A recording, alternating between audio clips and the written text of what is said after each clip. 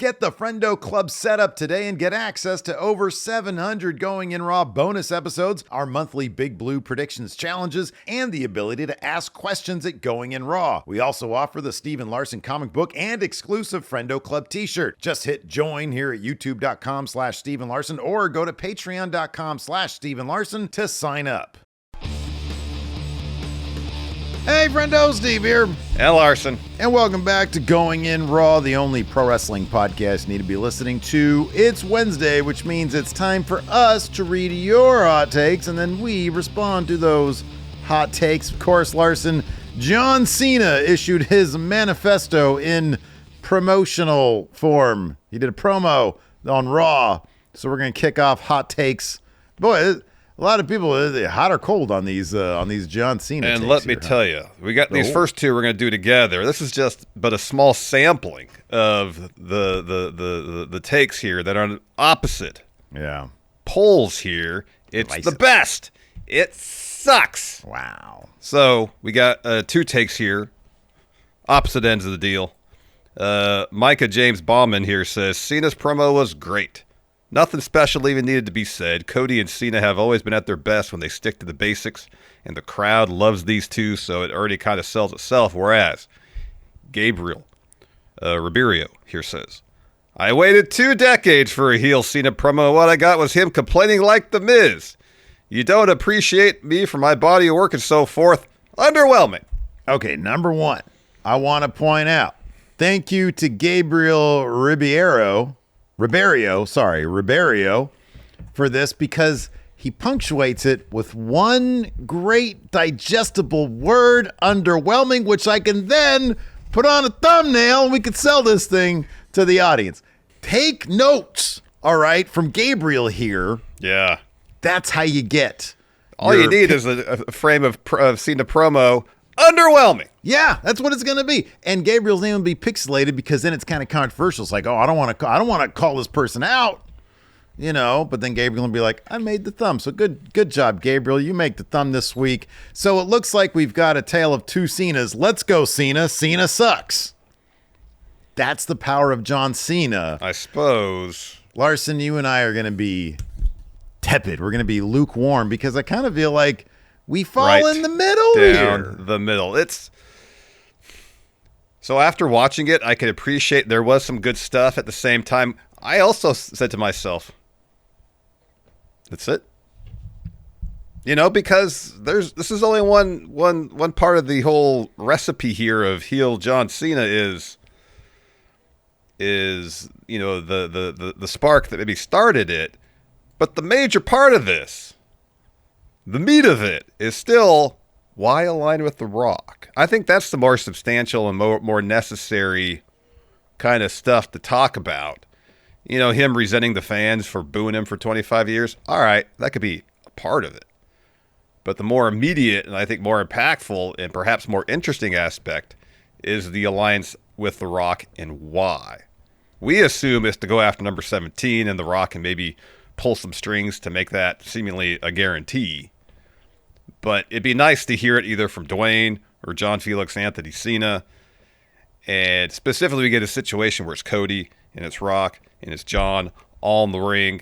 And we get it all out there and they start arguing and taking shots at each other.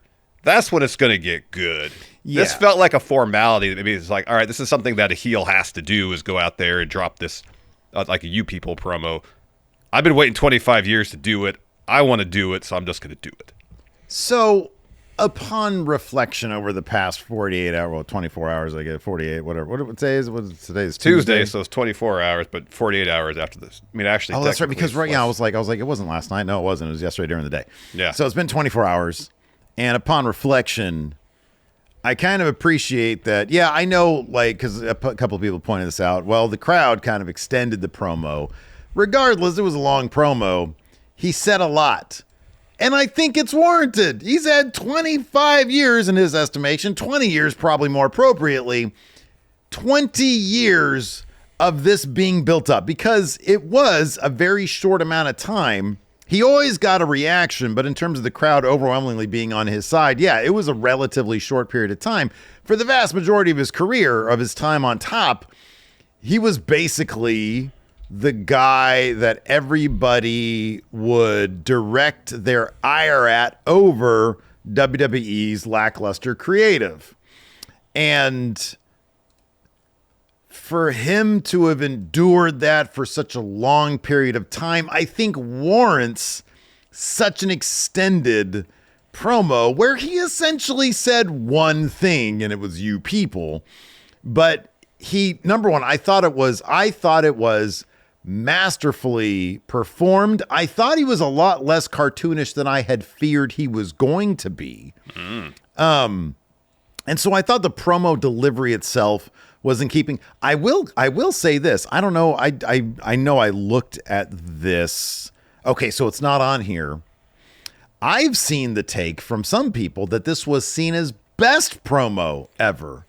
And I don't think it is. I think John Cena, along the way, especially once the legacy was cemented, had given enough people cry face, had dismantled enough people. Maybe the greatest line that John Cena has ever dropped was telling Roman Reigns, "They call me here on a part-time basis because you can't do your job on a full-time basis." I took that like I butchered it. I butchered it. But that line was so devastating, and Roman Reigns got lost during that promo. It was like 2015 era Roman Reigns where he sucked and he would lose his lines sometimes. He has dropped devastating. Oh no. The line was, "I don't have to have my notes written on my arm." That's the one. When you give the Rock cry face, so there have been more effective, more devastating Cena promos than this one. Yeah, there have been.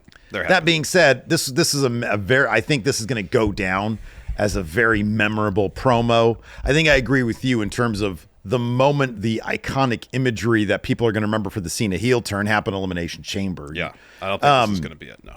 But I thought the promo was very effective.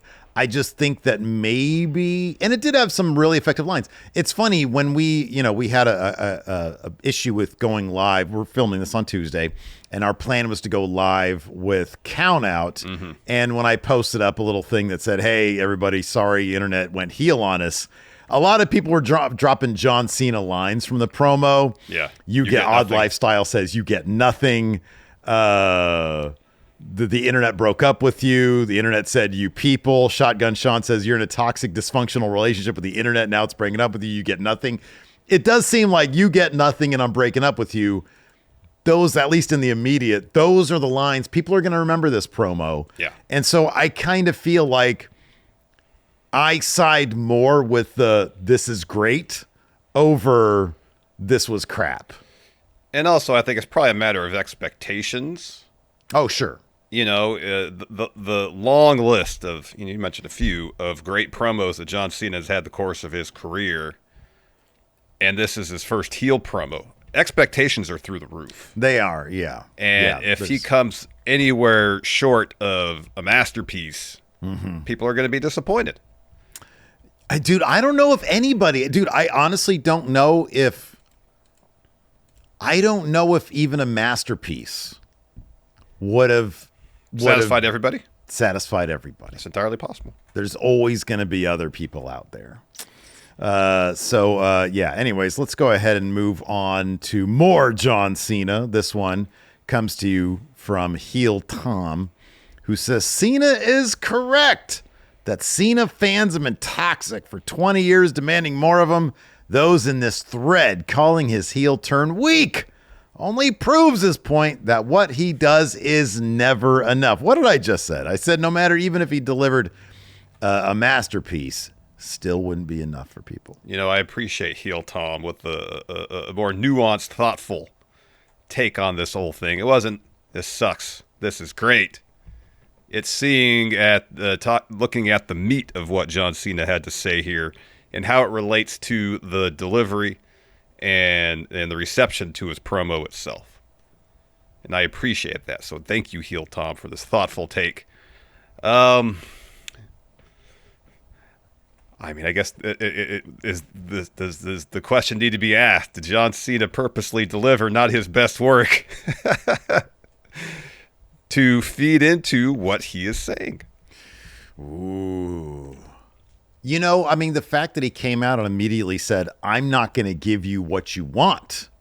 I'm not going to change my appearance. I'm not going to change the song. The song is my voice, and my time is now, and your time is up.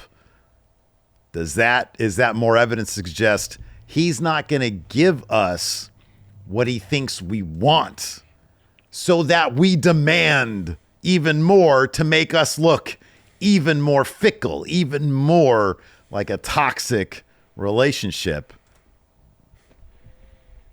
He look, the dude has been at the top of the promo game for 20 years. Yeah. Maybe there's something to be said for that. There could be something, I think the question needs to be asked in this scenario, and it's going to be interesting to view further promos through that kind of prism. You know what I mean? If his overarching thesis of this is, no matter what I do, it's not enough for the fan base. Therefore, regardless of what I give them or don't give them, they're going to be unsatisfied. So perhaps there's benefit to not giving them everything. Therefore, they're unsatisfied, and feeds the narrative that they're never going to be happy with anything.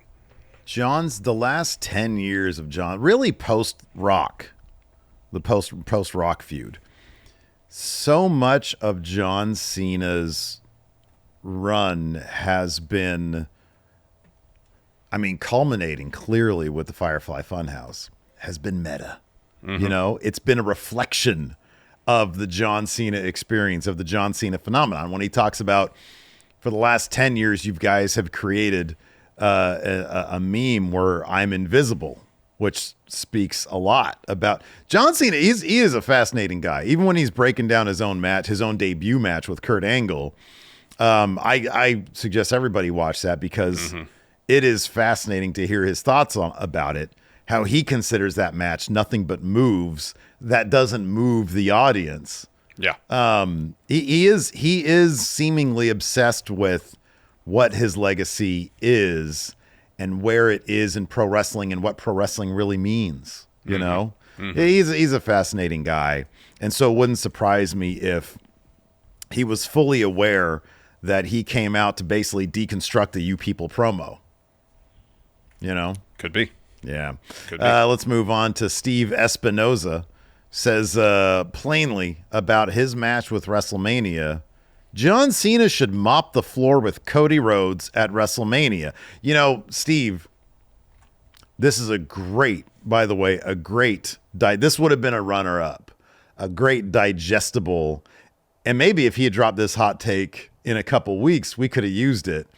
Unfortunately, Gabriel eked out because we're going promo specific. But This is a great one-line digestible hot take. Yes. Should John Cena, Brock Lesnar, Cody Rhodes?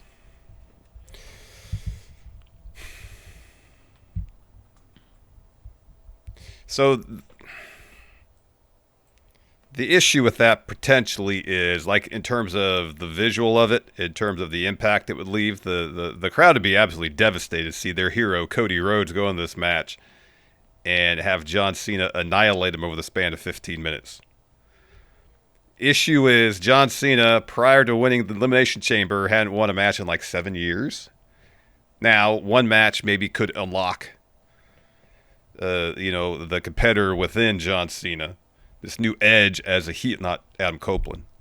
You know, he's not getting repackaged as Edge. John Cena isn't. This new edge that John Cena has could be the thing to unlock the competitor within. But if that's the case, was need The Rock for? Yeah, that's the one sticking point. Because here's the thing: I'll argue on your first take, on your first clause there, that the crowd would be devastated to see their precious Cody. Don't you think that if they pulled a Brock Lesnar here, the crowd would be, number one, shocked? But generally speaking, don't crowds just like cool shit to happen? It'll be a lot of like, It would depend. This, It would have to depend on the level of viciousness and violence that John Cena was doling out. if it's on level with Brock Lesnar and John Cena back in 2014 or whatever it was. Yeah.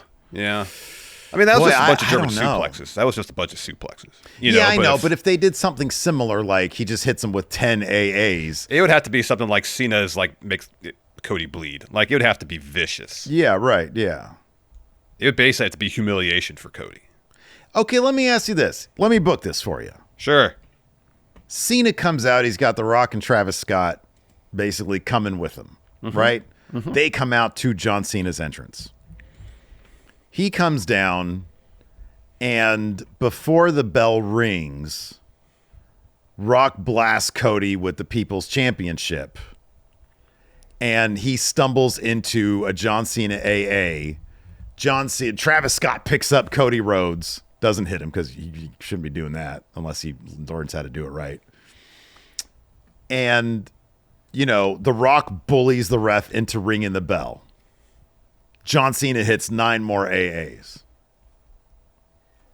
Shows he needs The Rock, but it also accomplishes the Brock Lesnar thing, albeit with the cheaty stuff at the beginning. Yeah. Well, what would have to happen is that would all have to happen. But Cody would still need to kick out. Let's say he kicks out of the first 3 AAs. Yeah. And Cena gets pissed off, and a little bit of panic hits him. Yes. Bunch more, just violently. One of the AAs somehow busts him open. Yeah. Yeah. I don't even know how that works. I don't know how it works either, unless he drops him on his head. Then at that point, it's not an AA. I mean, that's a memorable end to WrestleMania. Yeah. Yep. And I think, dude, honestly, if they do this, they need to make this huge. They need to make it huge and maybe definitive. I don't know if this can be, should this be competitive match for 15 minutes? Rock comes down, does some shit. Your standard kind of overbooked finish there. It depends if they kind of set the table of this match with Cody already at the disadvantage. Like a situation you laid out there where The Rock blasts him with the People's Championship before the match begins. The ref's about to throw out the main event of WrestleMania Night 2, and Rock goes, no, you're not doing that. It's main event of WrestleMania Night 2. You ain't throwing this match out. And he uses the word fuck a lot, too. Yeah, he cusses a lot. Yeah. Ref rings the bell, a bunch of AAs, maybe a couple of 5 knuckle shuffles. Mm-hmm. Even though I kind of feel like he shouldn't do that. But then that's him, so he's not going to give people what they want. He's not going to change up his moveset to be heel Johnson. Yeah. He might even do fewer moves. Yeah. Maybe. Yeah, 2 moves. Punch, AA. That's 2 moves of doom. Brings back that weird spinning back fist of his. And so he hits a bunch of AAs. Cody kicks out. And then it kind of feels like, based on how it was set up at Chamber, that if Cena wins, it's going to be with that kind of sleeper STF thing he did to Punk. That could be, yeah. That could be. And so the final image of the match is Cena squeezing the consciousness out of Cody's body. Mm-hmm, mm-hmm. Cody passes out. Ref calls for the bell. Cena wins. Cody should be bleeding by then. Big time. A bunch. Yeah. He sits up, and they get the same exact camera shot they've got for the last 3 years of Cody sitting there disappointed in the background. You got whoever he's fighting, celebrating. Cena in this instance, rubber chicken in the ring. Rubber chicken. Got to have the rubber chicken in there. Need that. Yeah, all that. All that. Yeah, Cody's got to be... And I would actually feel like in this instance, it'd be more effective to really set it up as Cody's at the disadvantage immediately, as opposed to competitive match. Rock comes in at the end to help Cena win. Again, it depends how the story plays out. Because the latter scenario just feels a little more formulaic. Not to say that, people haven't done the thing where they help whoever in their alliance with win immediately. Yeah. But I feel like that would play into the story. And then if you want to preserve Cody's role as top babyface while he's fighting from underneath, immediately he's the underdog. Mm-hmm. Hope spots thereafter, even though he's at a constant disadvantage. Yeah. And you can even bookend it with The Rock doing something else to help Cena win. Yeah, I think it'll be interesting to see how they go about this. Because they're obviously, this can't be Super Cena off the bat, because it's like, well, why? Yeah. Number one, where's that guy been? Yeah. And number two, The Rock needs to be involved somehow. Mm-hmm. All right, man. Before we continue here, I want to point out really quick, Larson, Speaking of WrestleMania, we're on the road to WrestleMania ourselves. The big predictions challenge is going down at WrestleMania. We're hoping to get 500 friendos on board for this one. That's the hope anyways. And on the line is the CM Punk Signature Series bootleg title. I'll be so sad to let this thing go, to put it in the mail. Hey, make sure we get that whole... What? Maybe you'll win. Man, I'm really bad at predictions, Larson. So I predict. The one prediction I will win is Steve will not win this thing. I mean, we should tell Cody, put that as a prop bet. Will Steve win all the predictions? Hey, man, I'm going to put all confidence points on you winning. Really bad idea. So you're not going to win either. Okay. CM Punk. Bootleg Pakistan title on the line. Whoever wins predictions wins this title after signing a hold harmless agreement. And the way you get to participate in the predictions challenge, really easy. Our channel memberships here at YouTube, youtube.com/Steven Larson. It's $5 a month. Get access to a bunch of old bonus episodes. Get access to the predictions challenge and get access to the question threads for the episodes that we do during the week, the recap episodes. You can also participate by going to patreon.com/Steven Larson, clicking the Friendo Club setup. It gets you everything you get with those channel memberships. It's just through the Patreon instead of the YouTube. Yep. So consider becoming a patron or a channel member here at YouTube, and maybe you can win this bootleg title. It already has at least one of these little gems. Oh, there's two of them. I could see one over there too. But one of these guys is missing a tooth right here, missing a gem right there. I don't know where it is, on my floor somewhere probably. So check that out. Anyways, let's go ahead and move on to a different feud leading into WrestleMania. We're talking about the WWE Women's World Championship. And this is from Maddie Krat or Maddie K. Rat. I don't know which one. Says, Rhea doesn't look good coming in and forcing her way into the title match. She comes across as a sore loser. So if people watched our Raw recap, I was trying to bring up this about how the audience might view Rhea given how she lost. She's got no one to blame but herself. She was distracted by Bianca. Led to her losing the title to Io a couple weeks back. Lost fair and square. No direct outside interference led to her defeat. And given how she's going about doing things, will the perception of her from the audience change at all? And she's immensely popular, one of the most popular performers in the entire company, without a doubt. Yeah. And I understand they're trying to add some dimension. I'm sure this part of the story is just part of the story. And the hope would be they have a destination for her that would ultimately lead her to even greater success and popularity. That would be the idea, I would assume. But during this phase, where Charlotte referred to her as a child, Adam Pearce, same, she's having a tantrum about losing the title and missing out on WrestleMania. I mean, and this is just one of several comments in the hot takes thread with similar sentiments about how people's view of Rhea is changing because of the direction they're taking her in. Will people buy in, even though she's immensely popular? I know you said on the Raw recap, well, if she goes about things a badass way, people will buy into the badass aspect of it, and maybe not so much the sore loser aspect of it, and that remains to be seen. But let's assume for a second it's just kind of more of the same over the next few weeks, and she eventually gets her way into the match. Do you worry about a portion, maybe not even a large portion of the crowd, kind of souring on Rhea a little bit, given how she's been presented leading into WrestleMania? I'll answer your question with a question. Sure. Should she, and what would it look like?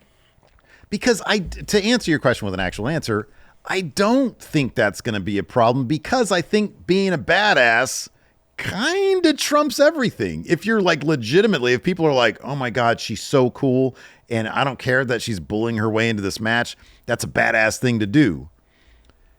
In order to further the story, shouldn't she be selling this whole I'm acting like a child thing in a way that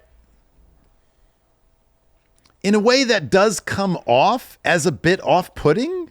Because if that's her story, if the story is you're a petulant child, Number one, she should be rewarded with the match at WrestleMania. Number two, she should lose that match because that's the what happens next with this character. That's the consequences. Yes.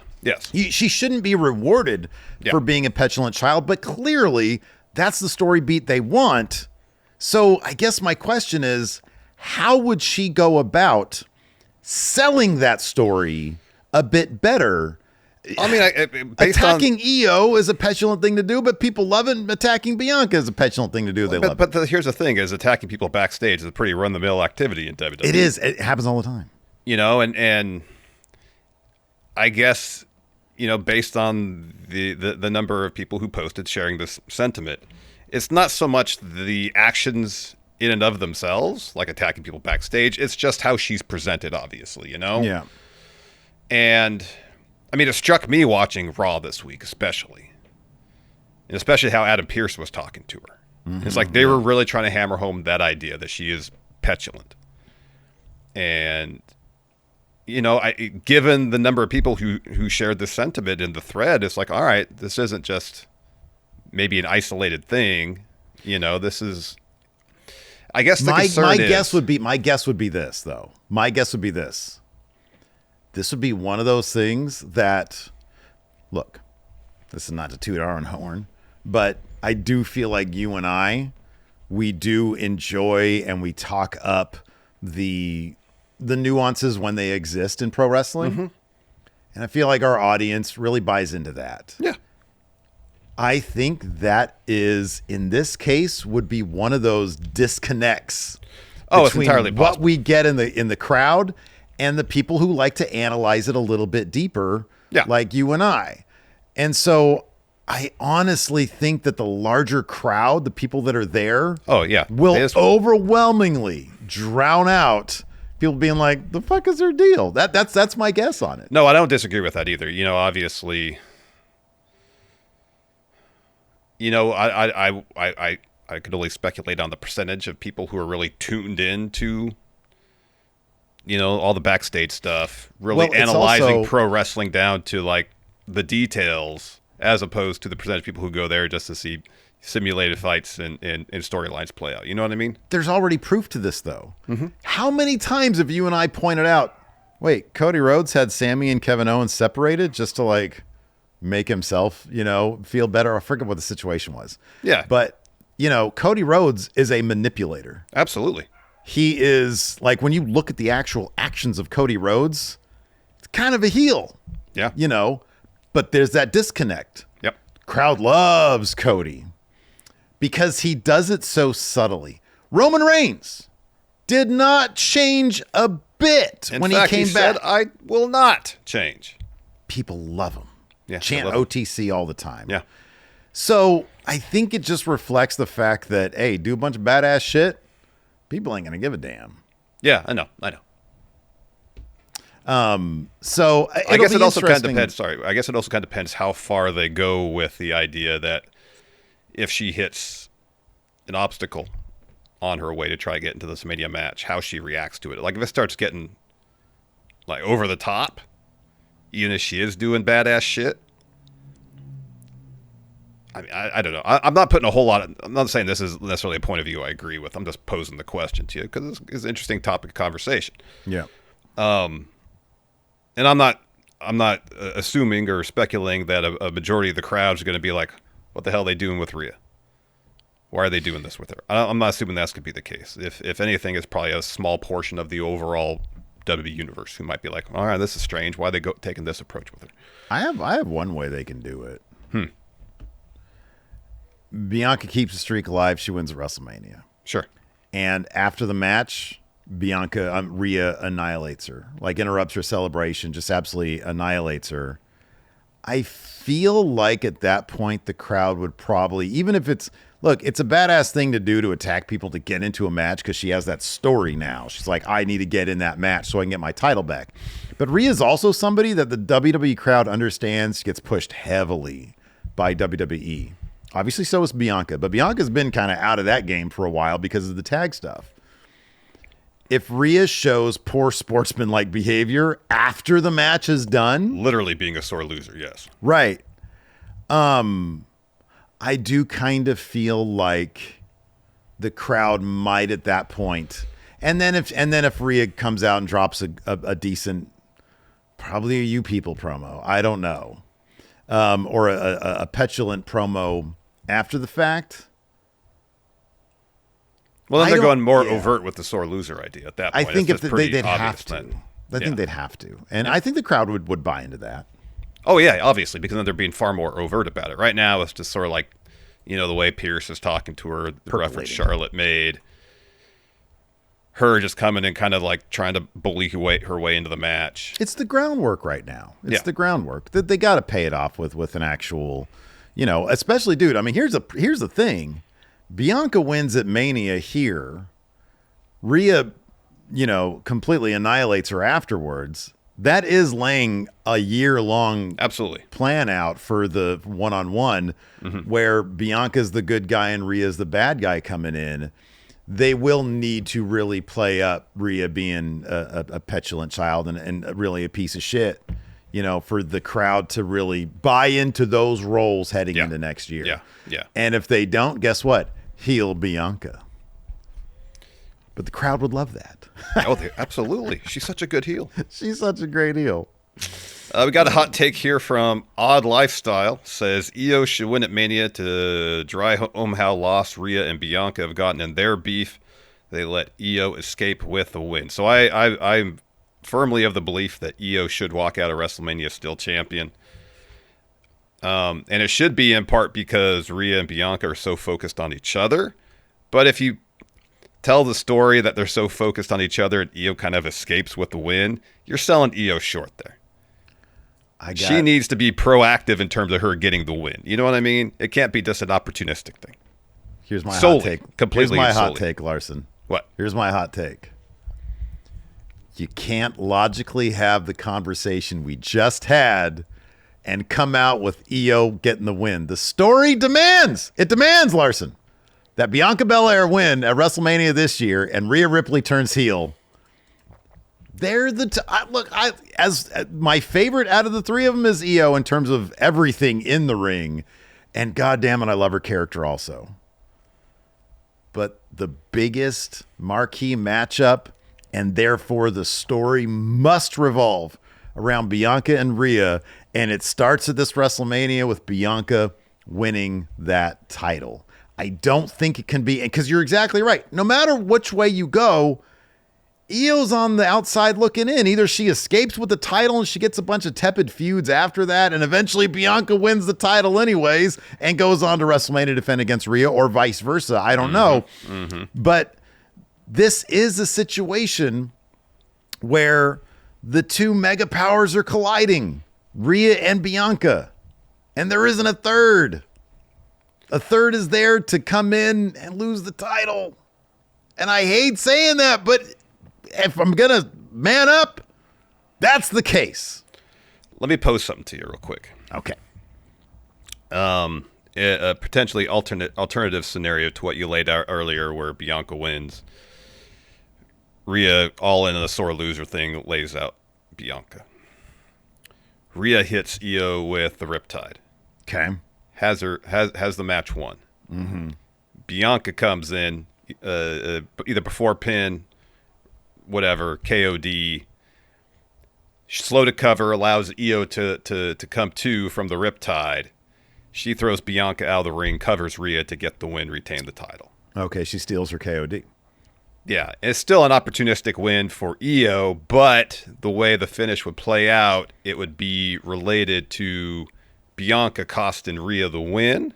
Okay. And now, is that as strong a motivation as Bianca winning the match for Rhea to be the sore loser? Maybe not, but it's still pretty decent motivation for Rhea even afterwards. Io gets her moment at the same time. All of this is just Io escaping with the win and immediately getting overshadowed by Rhea and Bianca. The thing is, they have over the past 5 years laid so much groundwork. Io is the reliable main eventer who can wow the crowd. She is not the Bianca / Rhea who's whose marketability and charisma is so unfairly off the charts with these two that it's hard to compete in terms of the eyes of the WWE. Now, if it was you and I booking things, maybe we'd do it different. But you can clearly see that Bianca and Rhea are the two generational names, and everybody else to varying degrees are there to service that story. And Io's had a lot of success. She's going to have a lot more success, and she's going to be that low-key favorite of a lot of people. But in terms of the marquee matchup, the big names going on the big poster to put on the biggest match that you can, it's Rhea and Bianca, and everybody else is going to be servicing that.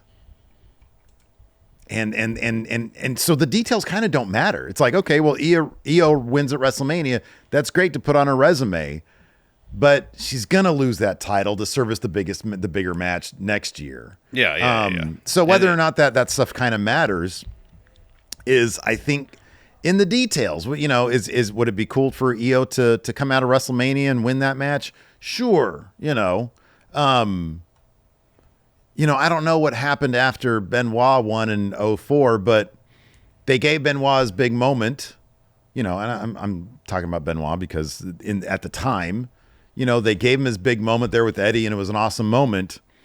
But I'm pretty sure at some point they probably just went back to Triple H HBK because that was the big matchup, and Benoit was the EO in this situation. So maybe she'll get her big moment at Mania. Yeah, which would be cool. Maybe I'd prefer that. Yeah, at least EO. If it's a situation like I laid out, but it's punctuated by EO hitting a moonsault. So it's not like she's just taking advantage of someone's finisher and getting the opportunistic pin. She's actually, her move is leading to the victory. But at the same time, I guess the situation, Io gets her moment. She holds the title up. Fireworks go off. And, she leaves the ring. And then we get the moment between Bianca and Rhea. Yeah, at the end of the day, the story is still Rhea-Bianca. But I guess the question is, are you at least going to give Io that moment or not? Yeah, I know. I just wonder if the idea of, creatively speaking, if it would make more sense. It would be more impactful. If Rhea attacks Bianca after the fact, it's like, well, Bianca didn't win the match. It's like there's more justification. Obviously, Bianca a stronger motivation, obviously. Yeah. But I don't know if they could do a thing where Io wins and then, Rhea goes completely heel on her and, takes that title off her at SummerSlam or whatever. Bianca wins the Rumble and they're able to revisit that. I just feel like chances are they're going to keep the streak alive and stop putting in the comments that Bianca lost in the Battle Royal at the pre-show at 34. Doesn't matter. Doesn't matter. We got a hot take here from, what is this? Adster 96. Adster says, if Pierce caves to Rhea, then Liv should be demanding to be put in the match as well. Rhea lost fair and square after trying to get Bianca to cause a DQ. Rhea didn't give Liv a rematch, so if Rhea gets into the Mania match, then Liv has every right to demand to be put in as well. That might be the thing that gets Rhea into the match if Pierce actually says, listen, you're being an absolute child right now, but if you can beat Liv, who legitimately beat Io on the way to the chamber, then I'll make it a triple threat and maybe offer the same thing to Liv Morgan. I don't know. It kind of feels like they're not going to go that route because Liv hasn't been sniffing that scene. Well, also she's one half of the tag champions, and her and Raquel will probably have their own match at WrestleMania. And Liv has a match coming up against Jade, which she'll probably lose, which kills even more of her momentum heading into any potential addition to the Mania main event. But I could see that point of view. It just doesn't seem like creatively they're going there right now. Yeah, it doesn't seem like the direction they're heading now. Yeah. Joe 2K20 with a hot take. This one's for you, Steve. Balor should have won. Yeah, man. Breaker's reign is solid, but a Judgment Day resurgence with Finn as champ would have shaken up the mid-card, give us a wild twist heading into WrestleMania. Steve, I'm going to give you the floor. Yeah. I'm sure you're going to agree with this hot take. Explain why. Oh, yeah. And here's the thing. I'm going to go one further than Joe 2K20. He says Breaker's reign is solid. I'm going to say Braun Breaker's Intercontinental Championship reign has been an abject failure. They should kill it right now. Finn Balor should win a rematch next week because of this overbooking nonsense. I feel like he was screwed over. Dominic Mysterio hit the ropes, and Finn Balor crotched himself where his dick and his balls and his taint area were. He went, oh. But get that title off of Braun Breaker. Have Finn Balor go on to WrestleMania as champion and beat Penta there. Then he moves on and he beats Jey Uso at Backlash. And so we got Finn Balor as double champion, carrying the Raw brand. That's what I say should happen. Yeah. All right. Now, I think Braun Breaker's Intercontinental Championship run, I don't even know if I'd call it solid. I don't think it's been an abject failure. I don't think it's been solid, though. I think they don't use them all that often. It's been fairly mid. They don't do a lot with them. They don't. Look, man, we all know. Okay, I'll drop it. We all know Finn wasn't going to win that match. Finn equals pin, not win. But it's a fun ongoing joke because I love Finn Balor. I think he's great. I like Finn too. And I want to see him win. I want that random dirt sheet Twitter account to have been right about Finn Balor getting that big push in 2025. It is hilarious that it's not happening because of that. Yeah. And it's a fun in joke. But I love Finn Balor. I'd love to see him get a big push. I'll believe it when I see it. Exactly. I'll believe it when I see it. Depth guys need wins, though. Even if he's a depth guy, he needs to get a win on somebody at some point. I know. It's Aaron here with the hot take. Says Finn should have left WWE when he had the chance. He could have been a big main event star, but WWE fumbled him badly. Dude, I think number one, he shouldn't have left WWE. I think Finn Balor has had, even the way we talk about him, I think he's had a career that anybody would 1,000% love to have. Vince McMahon did not know what to do with Finn Balor. And I'll go you one better. Triple H didn't either in NXT. I will never get over the fact that he was this awesome, edgy, not Adam Copeland, hot-headed maniac in New Japan named Prince Devitt. And when Triple H got his hands on him, what did he do with him? Yeah. Even in NXT, he was just like cool-looking dude who had like the demon stuff going for him, I guess. That's what it was. They got by nearly exclusively on the demon aspect in NXT in terms of and he was a cool-looking dude with a really good... Come on, man. He popped that collar better than anybody. Oh, yeah. But he wasn't Prince Devitt. No. And they approached it in NXT, and what we have now is probably the closest thing. It's just he doesn't win. No, he doesn't win. Doesn't win. And it's still kind of a stretch from the Prince Devitt days. Yeah. He's not as unhinged. He's just insecure now. Yeah, but where's it going to go? What's he going to do? I think it's more of the same. How long has he signed? 5 more years? 5 more years of the same. Well, I know, but when he said he should have left WWE when he had a chance. Oh, okay. I assume the idea is that he go to AEW. And do what? Wrestle in front of 2,000 people. Maybe 3. I don't know that, Bobby Lashley left WWE. It's a huge, he got huge pops. He goes to AEW. He's on Collision defending the tag titles. Mm-hmm. I mean, come on. Would Finn Balor be jobbing to Mox in the main event of B-level pay-per-views there in AEW? Not immediately, no. Well, I mean, if he was in the Edge, if he went at the same time as Edge did, yeah, he'd be in that role. Yeah, he would be. He would be. Edge ain't winning no AEW championships, though. No. Unless it's like the trios, maybe. Yeah. Or the TNT title or something like that. I mean, would Finn Balor be in the Okada spot or TNT champion or international Takeshita spot? Maybe. But I don't know that he would be substantially better. The guy just main evented Raw, seen by, I don't know, 3 times the number of people that watch AEW Dynamite. Yeah. He still has a killer career, and he's going to be at WrestleMania. And he's probably making a ton of money. He's not, but, he's in a better position than Shinsuke is. Yeah.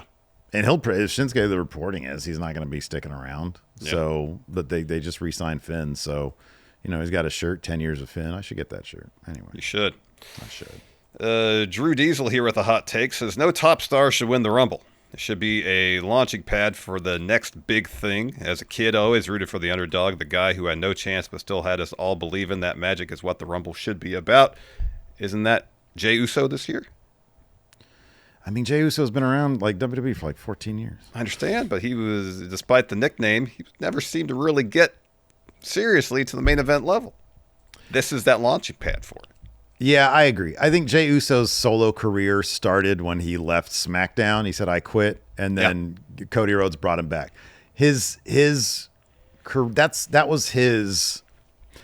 was his emergence as Stone Cold Steve Austin. Mm-hmm. Right? Mm-hmm. And so that was a couple years ago. And so, yeah, I feel like Jey Uso, this is his time. Let me ask you this. Sure. Let's go back and look at Royal Rumble winners past.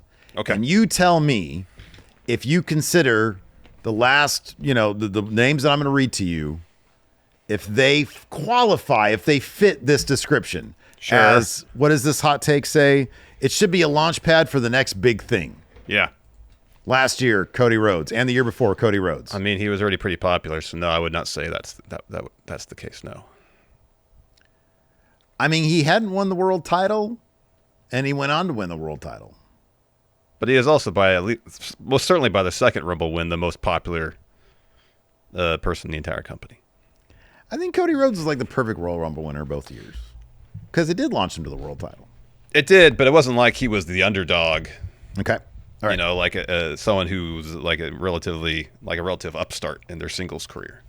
So we can hem and haw a little bit on that one. But I would agree with you that Cody is the perfect Rumble winner because his wins made sense. Okay. Let's go back. Sure. 2022, Brock Lesnar. Couldn't even come close to qualifying for this. No. Before that, 2021, Edge. No. Not a chance. No. 2020, Drew McIntyre. Yeah. Yeah. I mean, here's the thing. They're just older now. The next big thing these days is like 35. Yeah. You know what I mean? They're just older these days.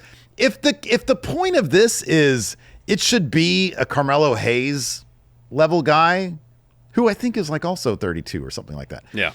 If it's a Carmelo Hayes level guy, or next year it's a Trick Williams or an Obafemi, that ain't happening. They don't go that route anymore. Now they go with dudes who know the system, been around, probably reinvented a couple times. Apart from maybe when Brock won in 2002, is there any other instance where? But even by that point, Brock was already a former world champion. I mean, you got Seth in 2019, but that's 5 years after that's 5 years. Yeah, 5 years after he already won it. Shinsuke in 2018. That seemed less like underdog winning the Rumble as opposed to, hey, we're going to finally try to establish Nakamura as the main eventer on the roster. Yeah, okay. So now So I guess Roman Reigns in 2015, but I don't know. Yeah, no, none of these. I'm looking back, dude. The last time, would you even consider Chris Benoit in 2004? No. He's a former world champion. He won the world title in WCW. Shawn Michaels in 95. Lex Luger in 94. Dude, there's never been a young Rumble winner. No. There's never really been like a young Rumble winner. It's I mean, you could even like you mentioned Shawn Michaels. It was obvious from the story preceding it, that's the trajectory. This is him being launched in the main event. He lost to Diesel in 95. It wasn't until the following year when he won the title against Bret. But it wasn't, I don't think there's ever been a Rumble win where it was completely out of nowhere. You know what I mean? I don't know what the perception was for Austin in 97. Oh, but he was already super popular at that point. No, in January 97? Sorry, he was gaining popularity by that point because it was the previous summer where it was the Austin 316 promo. Yeah, but people didn't really come around really. But it was obvious. I know the Mania finish was match. messed up to all that, but nonetheless, it was clear that he was not in the WrestleMania main event plans, regardless. I feel like there's no precedent for what this person is talking about. Like even when The Rock won it back in 2000, he'd already been world champion. He'd already been world 2 years champion earlier. Yeah. Next hot take comes to us from CD10 Player, who says Logan Paul and Shane McMahon are probably going to be AJ Styles' best WrestleMania matches. He's probably right. Yeah, that seems a distinct possibility. I think it he's seems probably a distinct right about possibility. this. Yeah. Timor says, I feel as though Claudio Castagnoli in AEW is now in the same position that he was in WWE, which makes me think that maybe they were right to not have pushed him for a main event spot all this time. I'll say this about Claudio. I like his character in AEW now because it's more fully realized than it ever was in WWE. Yes. He did have more success in WWE, though, because he was a multiple-time tag champion with Sheamus in a wildly popular tag team. Well, he's also tag champs with Tyson Kidd. Yeah, he was Intercontinental Champion as well, I think. Yeah, he was the U.S. champ, too. Yeah.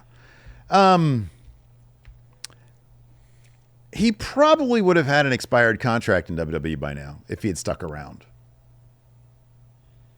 Unless Triple H really saw something in him, but I don't think there was ever any evidence to suggest that he ever saw anything in him. No.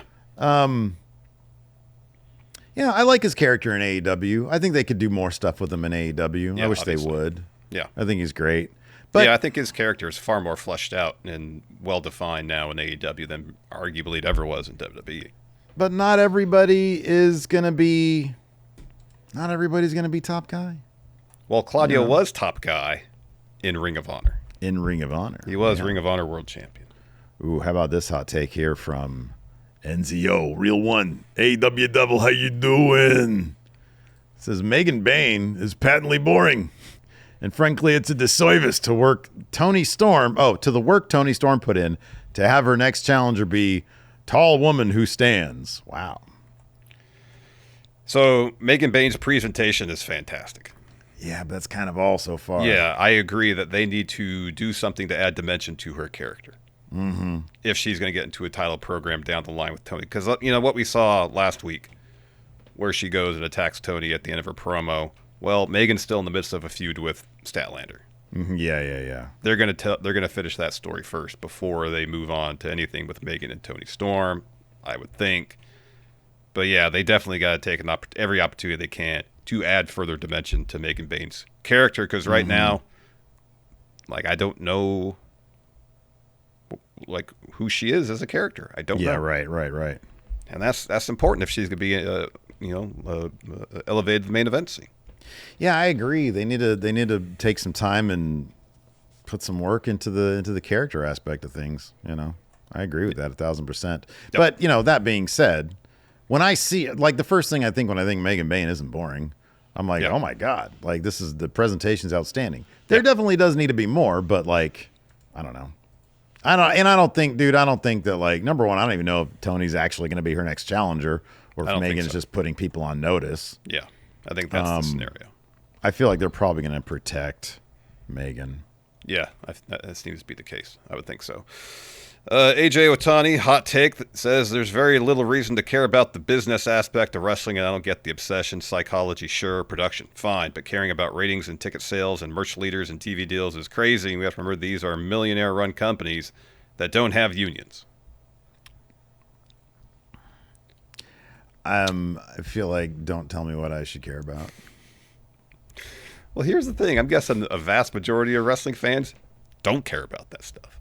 They care about what's the products on their TV. We are very much kind of in the weeds in terms of reporting on the wrestling business, and part of that entails we don't really talk ratings that much anymore. Yeah, you know what, dude? No. What? No.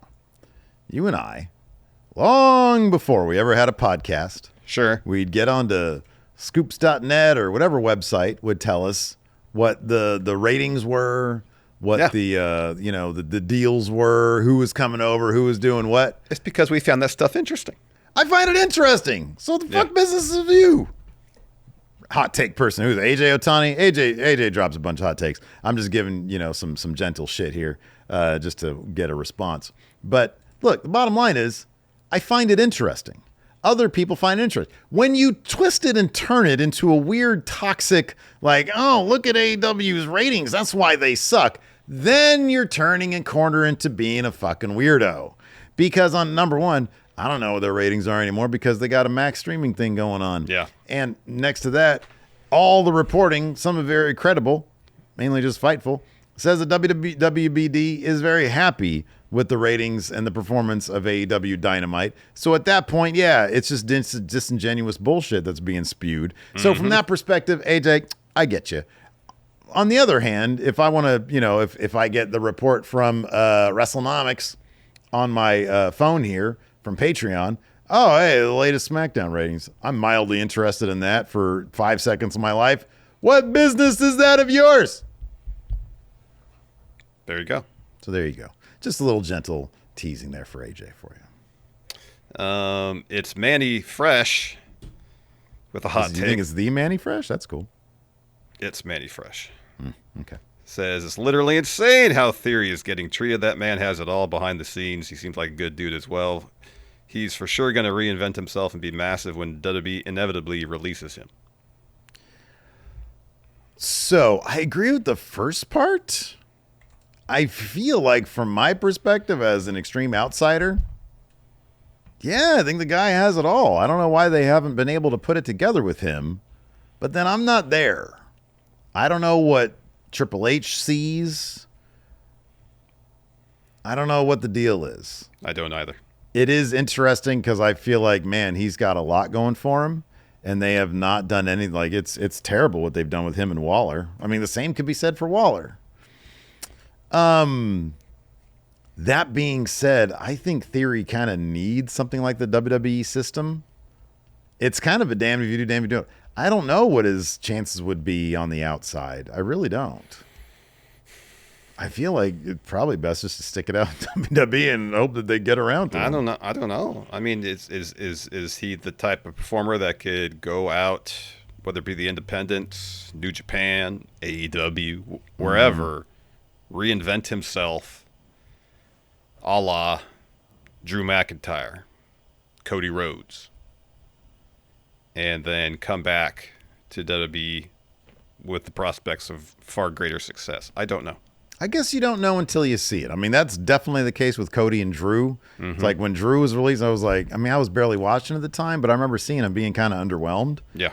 Would never have thought. When you go back and you look at, Terror Rising, do you see a guy that's going to lead the company? No, this is some jobber, some jabroni. No. So you don't know until you see it. But yeah, that's a weird thing. That is a weird thing. But then it's also weird that they don't push Carmelo Hayes. Look, Carmelo Hayes is closer to being Austin Theory than he is to being Cody Rhodes by a long shot. Yeah. So I don't know. I don't know what the deal is. Marvell here with a hot take says Intercontinental is kind of a stupid title name. Like, what does it even mean? Yeah. Is it not the same as a North American title? This take cracked me up because if the Intercontinental means, like, I'm going to do this for like literally Intercontinental means between continents, right? Intracontinental be within a continent. So, okay, Intercontinental actually means relating to or traveling between continents. So an intercontinental flight. Yeah. So isn't this title supposed to represent North and South America? Isn't that initially what it was supposed to? I think that's what it was supposed to. Yeah, that's what it's supposed to mean. Maybe the original idea was Intercontinental means a traveling champion who would travel between two continents, which in this case would be North and South America. It doesn't flow off the tongue very well. Even Penta the other night was like, I'm coming after the Continental Championship. Yeah, it's a mouthful.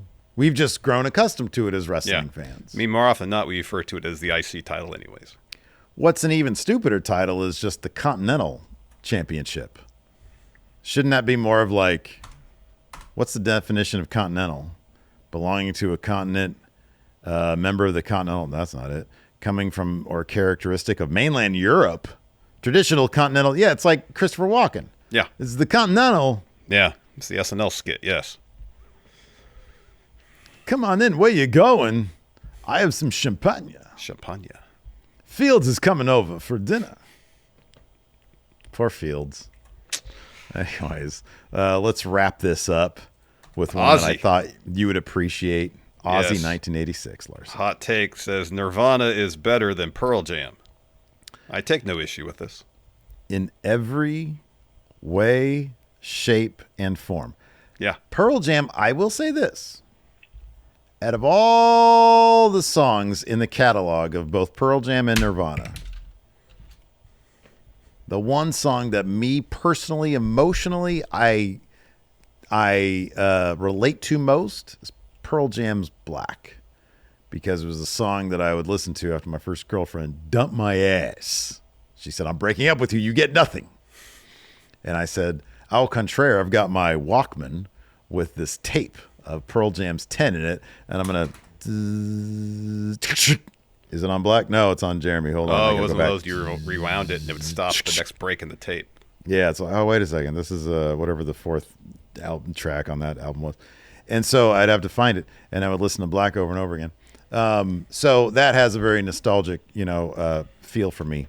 That being said, Pearl Jam has 3 front to back brilliant records, and some would even consider the Unplugged a brilliant record as well. You said because it Pearl kind Jam, of you mean is. Nirvana, yes. I'm sorry. Nirvana has 3, maybe 4 absolutely brilliant albums.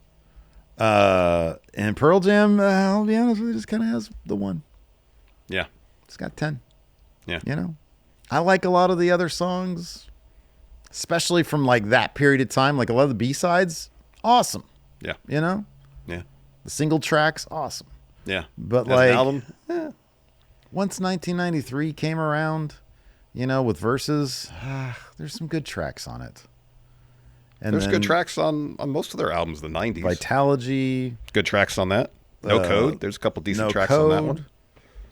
the Yield has a couple good songs. Good After songs. Yield is kind of I'll even, you and I have always different on it. I'll even go binaural. I think there's some good tracks on binaural. I don't think I've listened to anything on binaural for years. I'm that way starting after binaural. Forget what the album was. Oh, is Maybe it it's Riot just- Act? Riot Act. Yes, Riot Act and on. Yeah. I can't say one thing good about that stuff. I prefer some of Vedder's solo stuff over that shit. And Like every one I try. Every single one I try. Like the one song off Riot Act that I kind of like is written by the drummer. Okay, yeah. It's the Matt Cameron one. He wrote that. Okay. Yeah, no, in terms of songcraft, repeat listening, Yeah. and kind of like my perception of Pearl Jam has been, for better or worse, influenced by the work they've done more recently, and it's caused me to kind of reevaluate their discography as a whole. And, Nirvana's got the 3 albums, the 4 if you include Unplugged, and they're all great. They're all great. And especially like the album tracks, I can go back and listen to those over and over still. And it's only because the other one, and I'll be honest with you, the only one that I'll probably skip is Teen Spirit, because I have heard it Too many probably times. thousands of times. Yeah. But even the other singles off of Nevermind, I'll still listen to those. That isn't Teen Spirit. I'll listen to the other ones. Yeah. Because they're fucking so good. Yeah. But just like the album tracks themselves, what's the first name of their first album? Bleach. Bleach. Yeah, Bleach. Yeah. God damn, dude, I can listen to that album through and through. Yeah. Have you listened to the Fecal Matter tape? I have not listened to that. Well, Is there a song called Devour Feculence? I don't know. When you said fecal matter, Milchick's fucking ownage of what's his face came yeah, up. Drummond. Yeah, Drummond. But In Utero, god damn, it's a good album. Yeah. And again, Yeah. with Nirvana, some of the B-sides are just as good, if not better, Yeah. than the album tracks. Yeah. Like Aneurysm, great song.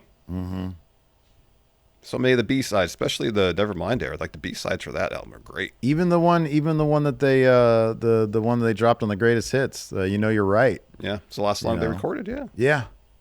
Boy, they still had a lot of good stuff in the tank. they did. They really did. So, anyways, I'm sad that these days I'm not allowed to spend $500 on a Nirvana ticket.